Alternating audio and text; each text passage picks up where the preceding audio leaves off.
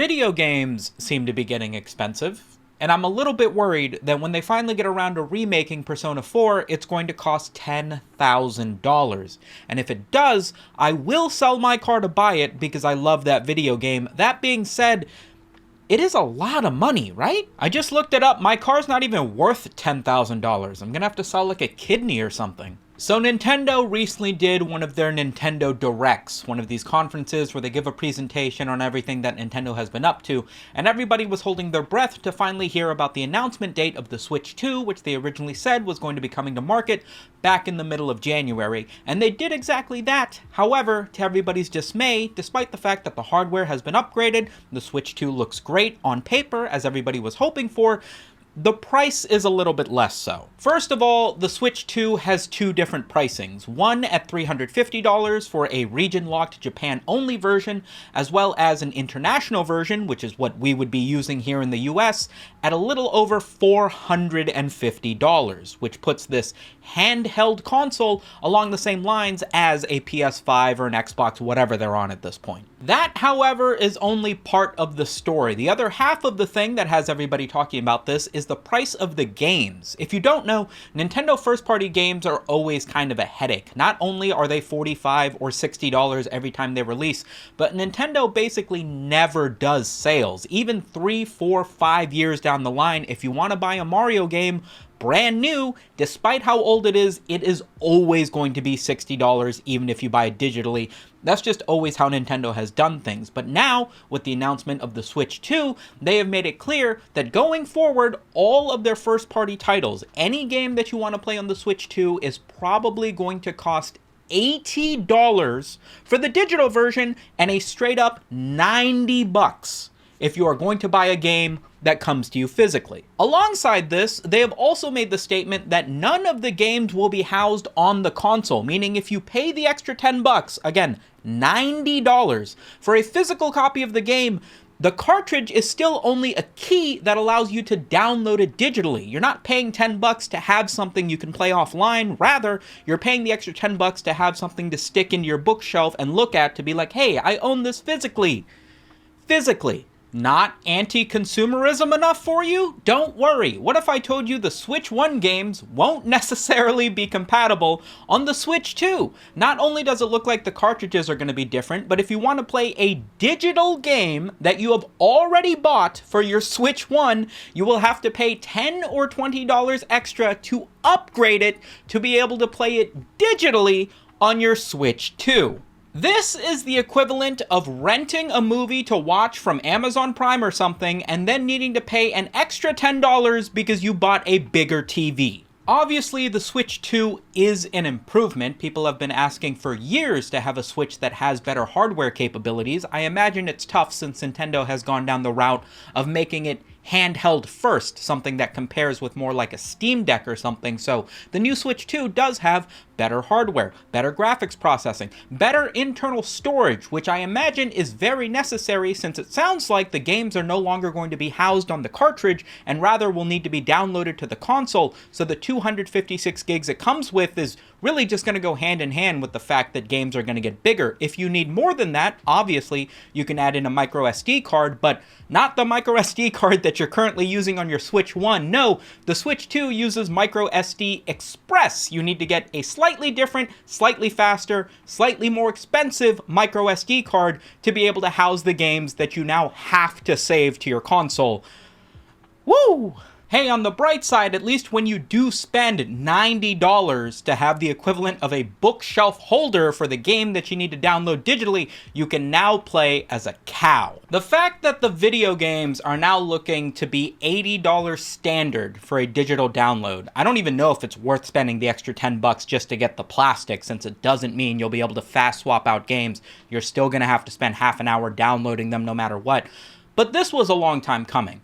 Right? Numerous game journals have all talked about Grand Theft Auto 6 coming out probably later this year, fingers crossed, and the fact that everybody in the game publishing industry, everybody in the gaming industry is hoping that Grand Theft Auto 6 will be put at 80 or 90 US dollars at launch. It is a massive AAA title. It is something that has been worked on for the better part of like a decade at this point. Once that game comes out, everybody's going to buy it no matter how much it costs. And if Rockstar decides to make the game $80, $90, everybody imagine that would set the new industry standard, that if people pay that much for a AAA title, even if it is the greatest AAA title to ever be made, following suit, every other game will now be able to go through that watershed moment and charge 80 or 90 bucks themselves because Grand Theft Auto set that standard. Well, it looks like Nintendo has gone ahead and already done that, with everybody talking about how video games are going to get more expensive.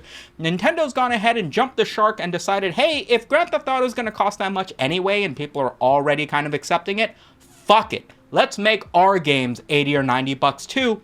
And here we are. Video game pricing going up has been a discussion for quite a few years at this point. The fact that they've been 60 bucks for as long as they have been is frankly a little bit surprising given how much inflation has raised the price of everything else. But the fact that the console itself has a region-locked Japan-only version that's $100 cheaper than the international version of the Switch 2 has led some to speculate that Nintendo might be raising the price of it in response to the tariffs that have been placed by President Donald Trump. In fact, as of this morning, Nintendo has announced that they will be delaying the launch of the Switch 2 internationally, and apparently has moved a ton of its production of the Switch 2 from Vietnam to China in anticipation of ongoing tariffs from the US. In fact, more tariffs have been placed as of this morning, and some have speculated that upwards of 46% tariffs will be placed on goods coming out of China, meaning even that $450 price tag might be subject to almost 50% increase. Absolute rough math, but we might be looking at a surplus $600+ for the Nintendo Switch 2, which is nuts! In one final interesting move by Nintendo, they have a brand new system for even being able to acquire the Nintendo Switch 2. Evidently, in an effort to stop scalpers from picking up a whole bunch of these consoles and reselling them, they're making it so that the only way you will be able to pre-order the Nintendo Switch 2 is if you already have a Nintendo Switch Online account. If you basically already have the Nintendo Switch 1. They are in fact prioritizing people who have been online regularly over the last 2 years and game time, meaning they're making it so that only the most dedicated Nintendo fans are even going to have the prestigious luxury of paying maybe $600+ for the Nintendo Switch 2. This is an interesting moment for Nintendo. A company that has always been associated with making family-friendly, children-focused games. The Nintendo GameCube was super cheap. Their video games are generally less expensive, not necessarily the full 60 bucks you might see on AAA titles on the PS5 or on the Xbox. But now, they are getting up at the point where their new console, their handheld Switch 2, is probably going to be as expensive as a PS5 and arguably is going to be even more difficult to acquire than the PS5, which itself already had a tremendous amount of news around how difficult it was to get one of those consoles. Nintendo is reaching the pinnacle of difficult to acquire games, and with it being as prohibitively expensive and how prohibitively difficult it is to even buy the thing, they're going from a console you buy for your kids to be able to play fun Mario games to it is going to be the Gucci bag equivalent of having a Nintendo Switch 2. If you have a Switch 2 and you pull that thing out on the bus or something, people are going to be like, yo, that dude's got fucking money.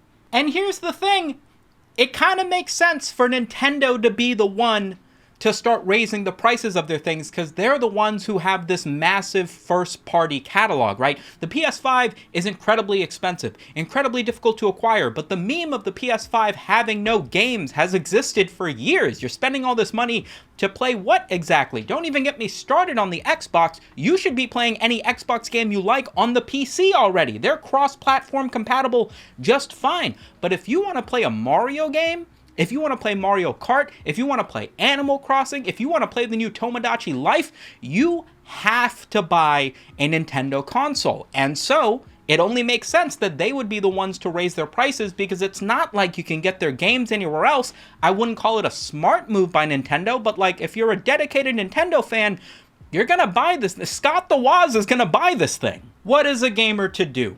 If I want to play the new Pokemon game that's going to come out on the Nintendo Switch, I'm going to have to be ready to spend $80 or $90 on that thing, assuming that's how much it's going to cost. Plus, I can't even get it on the Switch 1 because the cartridges aren't going to be cross-compatible. It's a brand new design. I have to get a Switch 2, which means I got to get the international version of the Switch 2. I have to prove to them that I own a Switch 1. Thankfully, I do, but I'm looking at $600+ to get the Switch 2 to be able to play a Pokemon game that I'm going to stream to 10 people on Twitch for 4 hours before I get sick of it.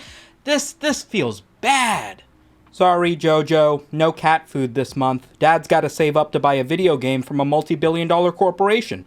If you guys have any thoughts about this, please let me know down in the comments, and remember to leave a like and subscribe to the video if you enjoyed watching so far. A big thank you to the patrons scrolling in the back. I really hope there's more of you so that I can afford this new Switch, and I will catch you guys on the next one. Spisu.